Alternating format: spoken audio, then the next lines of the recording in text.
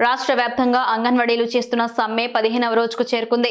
ఈ సందర్భంగా ఏలూరు జిల్లా జంగారెడ్డిగూడెం ఆర్డీఓ కార్యాలయం వద్ద అంగన్వాడీలు భారీ నిరసన చేపట్టారు.